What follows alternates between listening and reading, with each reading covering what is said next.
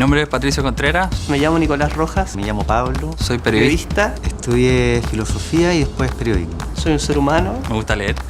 Formo parte del equipo fundador y continuador de esta gran empresa llamada empresa, no en el sentido económico. Ojo en Tinta comienza a gestarse el 2010. Había temas que nos gustaba investigar y creo que nos interesaba solamente a nosotros. Empecé quebrada. Siempre tuvimos la idea de hacer un podcast sobre libros. Después compramos un dominio, hicimos una colecta ahí. Muy a pulso, muy de a poco y ahora ya un catálogo mucho más amplio de autores. Creo que los tres somos muy distintos. El Pato sabe mucho de literatura chilena. Creo que el más periodista también de los tres, siempre tiene como el rigor muy importante para él. Y es una gran persona. Creo que el Nicolás tiene mucho más humor. Una especie de Julio Jung del programa. Siempre nos hace reír. Sube el ánimo cuando estamos abatidos. Yo que ustedes me lo jotería. Es bien ocurrente. Pablo es una persona que sabe mucho de filosofía. Bien Mateo, prepara súper bien las pautas. Es muy simpático, tiene muchos vinilos. Es retraído, pero yo creo que los calladitos son los peores. Y lo pasamos bien haciendo este programa. No es como un trabajo, eso está re bueno. Y ahora es un programa de televisión. No está listo para hacer televisión para nada. Aquí estamos, llegamos a la tele.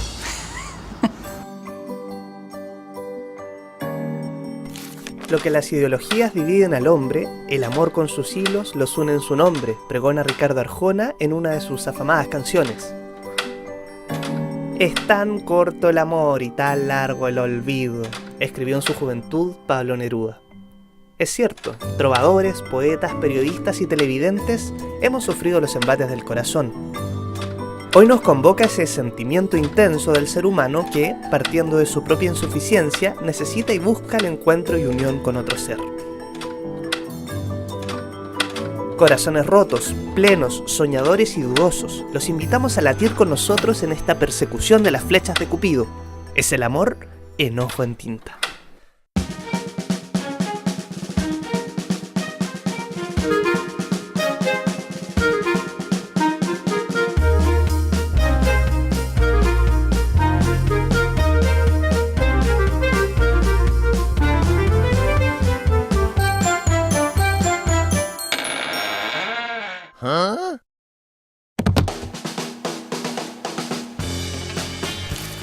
Las penas de amor no tienen edad. Bien lo sabe el periodista Axel Piquet, quien investigó los consultorios sentimentales en la prensa chilena entre 1914 y 2007. Su trabajo fue publicado en Corazones Rotos, antología de la que hablaremos en el Venecia, restaurante frecuentado por el enamoradizo Pablo Neruda. Bueno, anoche hasta muy tarde me quedé terminando el libro. Recogí varias historias interesantes que podríamos compartir, pero te quería preguntar a ti como el autor, que estuviste 2 años ahí en la Biblioteca Nacional buscando historias. ¿Cuáles son los principales cambios que notaste en estos 2 años de investigación entre las preguntas que hacían las chilenas y los chilenos de 1914 y los de 2007? ¿Cuáles son los temas que rompen corazones y cómo van cambiando? Lo que busca el libro tiene que ver con cómo justamente van variando las convenciones sociales, los juicios establecidos sobre distintos temas desde el año 14 al 2007, prácticamente durante todo un siglo.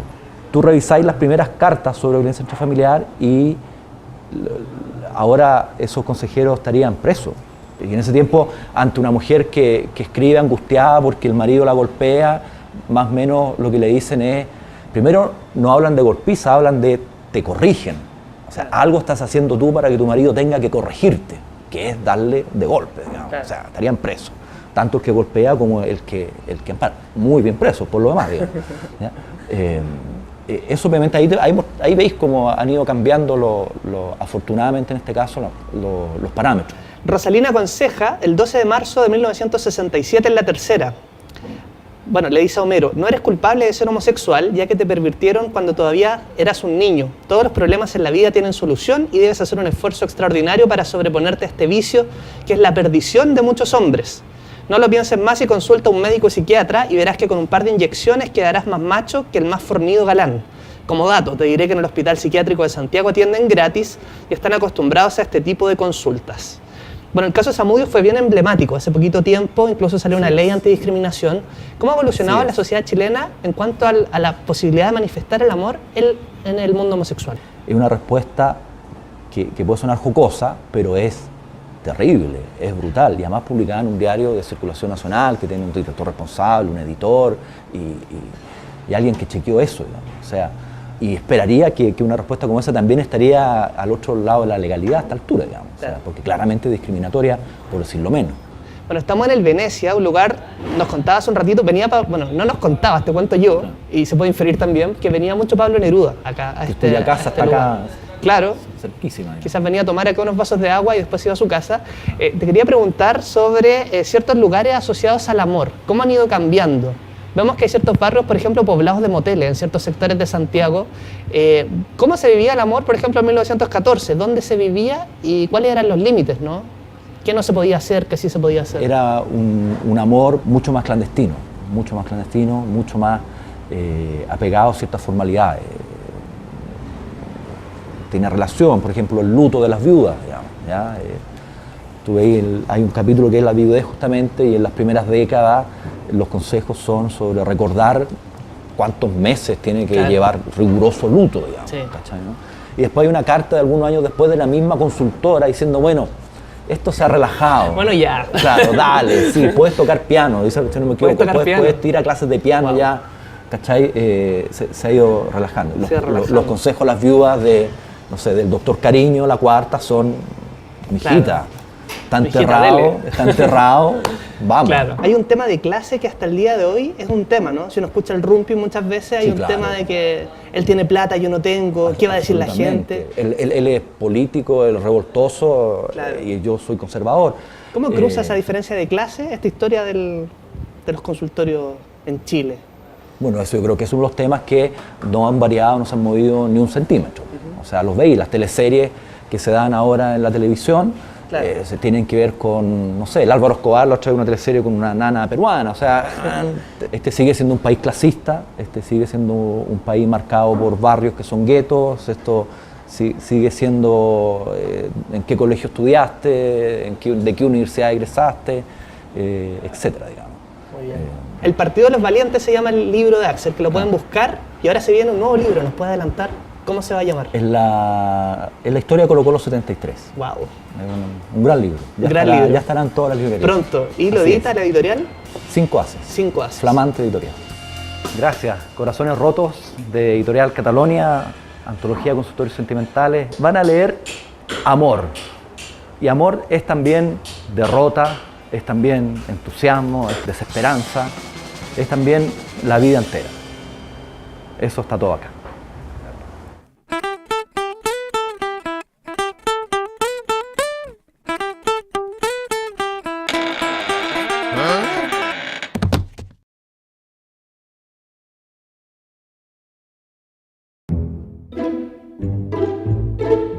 Parto por eso, mi nombre es José Luis Torres, estudié publicidad, soy publicista, pero en la actualidad estoy trabajando, uno avanzando dentro de lo que puede, estoy trabajando en moneda internacional. Rápidamente, ¿cuál es mi libro favorito? Yo diría que es Ciudadano de Armando Rubio, un escritor chileno ya muerto por causas un poco extrañas. Esto me lo trajo mi sobrinita, es lo último que estoy leyendo, la breve historia de los argentinos. Dicen que Dios creó a Adán y de ahí Adán dijo che. Y ya inmediatamente los argentinos son creación directa de Dios. Eso más o menos lo que dice ese libro. Está el Círculo de Escritores de la Legua, que dentro de uno de sus proyectos alcanza con letras trasnochadas. Este proyecto fue reentretenido porque básicamente se juntaron un montón de escritores una noche X y se encerraron. Y a partir de ese encierro comenzaron simplemente a escribir de lo que querían escribir. Entonces acá encontráis textos re buenos. Como proyecto me pareció bien interesante. Los libros de cierta forma quizás son como la música, ¿no? No hay una cuestión muy específica. Hay momentos en que simplemente tienes ganas de leer poesía y te vayas a leer poesía como la de Huidobro. En otros momentos quieres algo más bello y probablemente vas a leer al Felipe González. De pronto querés entretenerte y vas a leer una novela. A lo mejor simplemente te dan esos ataques de intelectualidad y querís leer a Nietzsche o querís leer a lo mejor alguna biografía. Esa dinámica me parece que es maravillosa. Los libros no son celosos, entonces los podís perfectamente dejar uno y tomar el otro para poder simplemente avanzar un día más. ver qué tenía ganas de hacer esa mañana. En eso basaba un poco mi relación con los libros, mi relación con las bibliotecas particularmente. Este libro es un libro llamado Chile, que lo saca a través de la editorial Fuga. Este es un libro simplemente bello. Entiendo que Ángela tiene este libro para descarga a través de internet, descarga gratuita. Pero si pueden leer Chile de Ángela Barraza, es una maravilla. Fíjate qué importante es Paulo Coelho en una biblioteca. ¿Por qué? Yo tengo la colección de Paulo Coelho. Pero es re importante porque siempre hay gente que te dice, préstame un libro y tú sabes que no te lo van a devolver. Y para eso está Paulo Coelho. Es re bueno en ese aspecto. Porque aparte como que a la gente le gusta. Pretendo seguir avanzando en lo de escribir. Hay un libro escrito que se puede leer por ambos lados, digamos. Que también como proyecto físico, como artefacto, nos pareció diferente. Y ya luego se está formando el otro que está pegado a la pared. No sé si probablemente ya lo vieron. Que son pedacitos de textos que se van uniendo en algún momento con un proyecto que ya se viene pronto también al aire. Quise en algún momento también dedicarme exclusivamente a la poesía. Muchos me dijeron que no se podía. Después de un tiempo me di cuenta que tenían razón. Y hay que trabajar después en cosas paralelas. Hasta hace poco estuve trabajando en un bar, lo que me daba mucho más tiempo también de poder desarrollar proyectos escriturales. Hoy es un poco más difícil. Eso que estoy guateando. Esta es la parte, es mi lado ñoño. Uno de los libros que también me marcó mucho, que me sigue gustando mucho y que leo constantemente, es El Quijote de la Mancha. Tengo por lo menos 2 o 3 versiones del Quijote de la Mancha en diferentes formatos. Los libros en mi vida, te lo comentaba hace un rato, me contaminaron de tal forma en que me cuesta mucho alejarme de ellos.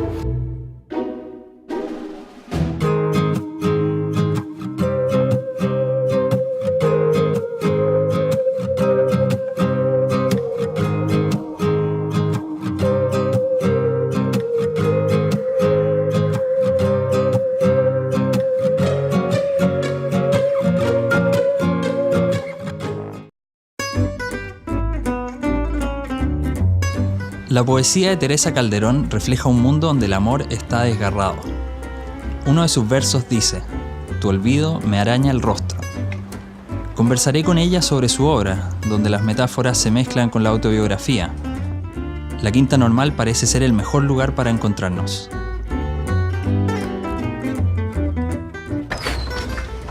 Qué emoción.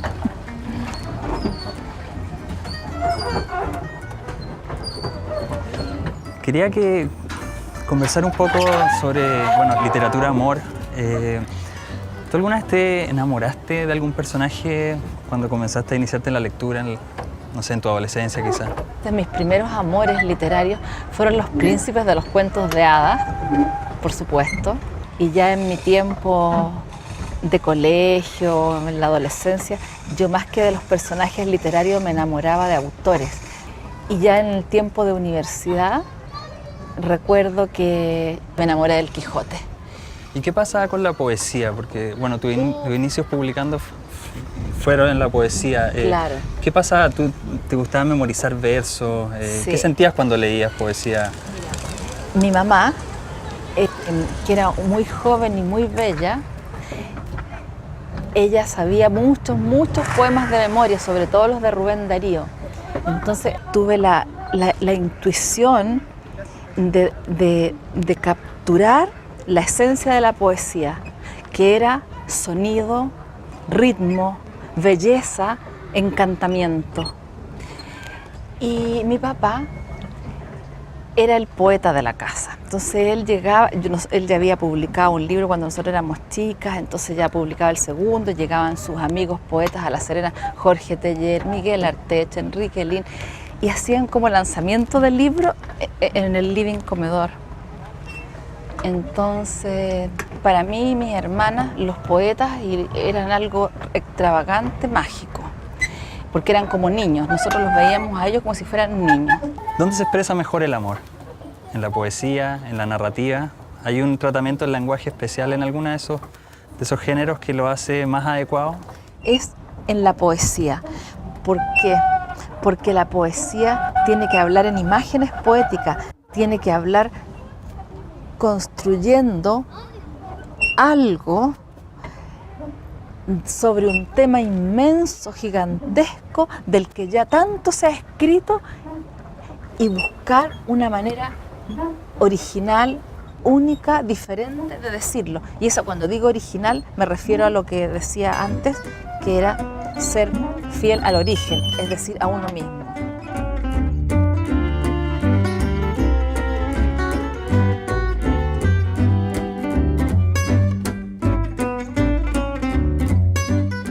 Hola, muy buenas tardes.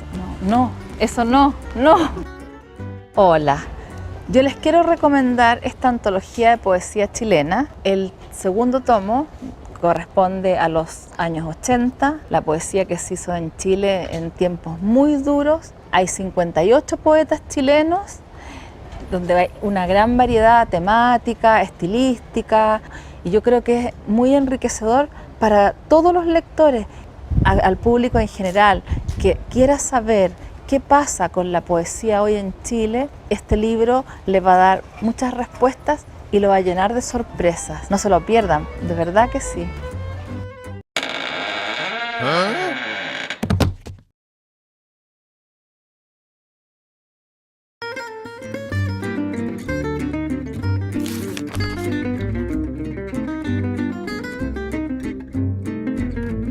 Marco Antonio de la Parra es escritor, dramaturgo y psiquiatra. El amor ha sido un tema recurrente en su obra y lo aborda desde la intimidad de las parejas. Lo interesante de sus historias es que no son solo sobre el florecimiento del amor, sino que también sobre el desgaste y el fracaso amoroso. Marco, el amor ha sido un tema recurrente en general en tus obras. Sí, claro. Y en particular la obra Infieles, muy Sí. interesante porque es la historia de un amor que es interrumpido por la dictadura militar. Sí, Infieles es una obra sobre el amor y sobre la confusión entre el amor y la revolución, básicamente, ¿no? Bueno, fue un trabajo bien doloroso y bien tremendo, porque meterse con el amor en sí es meterse con una de las dos grandes temáticas del ser humano. El otro es la muerte, digamos. La muerte y el amor son los dos temas en los cuales las palabras sucumben, en los cuales las palabras se te acaban, y por eso es lo que más escribimos, lo que más cantamos, lo que más ponemos en escena, digamos. Y por eso llegar a darlo con finura, a trabajar con detalle, a poder hablar del amor en profundidad, se vuelve una situación muy difícil. Y creo que tu aproximación al amor, generalmente cuando hablas de relaciones de pareja, es muy íntima, ¿no? Sí, No sí. te interesa lo que pasa a puertas cerradas. Sí, claro. Bueno, eso yo creo que tiene que ver con mi condición de psiquiatra, ¿no? Con el mundo psicológico, con el mundo más pequeño. O sea, aparte que me gusta mostrar el amor casi en lo microscópico, ¿no? Yo diría tratar de entender cuál es la célula amorosa, cuál es la fórmula secreta del amor.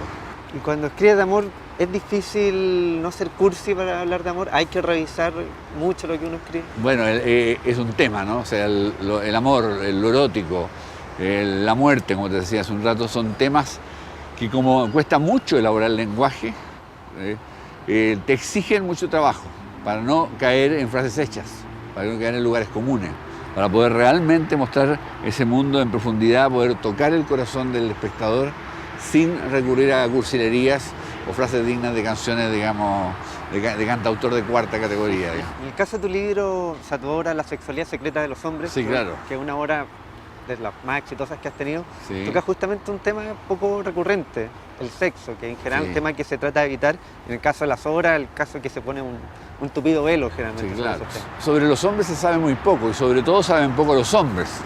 Los hombres desconocemos nuestra sexualidad, desconocemos nuestras zonas erógenas, desconocemos nuestras sensibilidades, desconocemos nuestra necesidad de afecto también en la relación.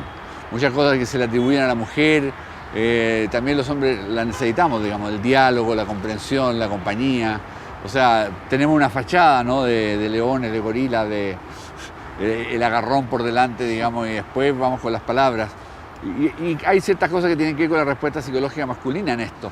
Usted tiene un libro que ocupa la palabra bolero, un bolero detenido. Tani Isolda es un poema precioso, digamos, sobre la infidelidad. y sobre el amor, donde hay una aseveración que es muy bonita, ¿no? Porque Tristán y Isolda se enamoran perdidamente por un filtro de amor que dura solo 3 años.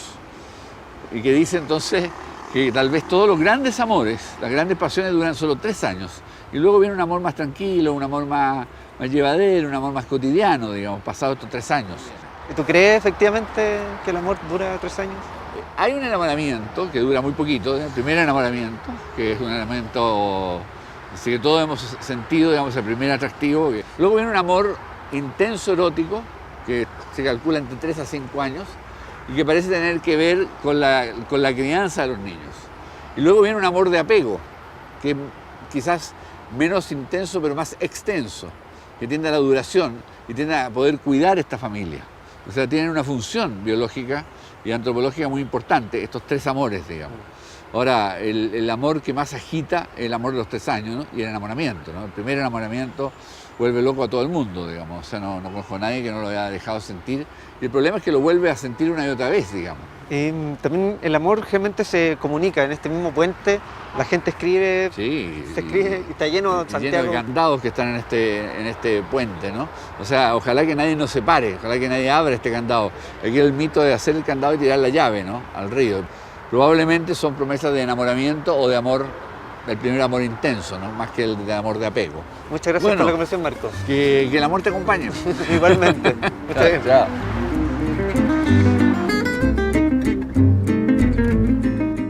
El collar de la paloma, David Hassan de Córdoba, es un tratado sobre el amor escrito a principios del siglo XII. Duro es hoy para mí romper tu carta, pero en cambio el amor no hay quien lo rompa.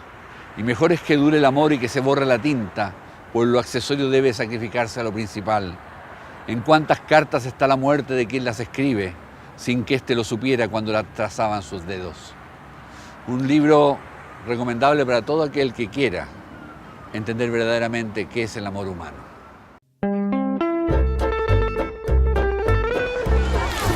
¿Y por qué no viene Angélica? Digo yo. ¿Será que se ha enfermado? Si se muriera. Sí. ¿Podrá ser pecado mortal? Pensarlo. Pero más valdría. ¿Quién sabe? ¿Por qué así me moriría yo también? Sí, asunto concluido. Lo que falta es que haya resuelto no acusarme. Pero no venir más tampoco. ¿Y qué haría? ¿Qué haría yo entonces? Yo que ahora me espanto solo de pensar en ir a su casa. ¿Y para qué voy a ir? También para encontrarme otra vez con el cuadro del otro día y caerme muerto. No sé qué voy a hacer. Don Carlos dice que piensa irse de viaje y llevarme. Que no lo hago por Dios. ¿Qué será de mí, entonces, sin esperanza siquiera de verla y de que me perdone? Porque todavía me parece que todo se podría componer. Pero es que no viene. Dios mío, no viene. Y yo no me voy a morir.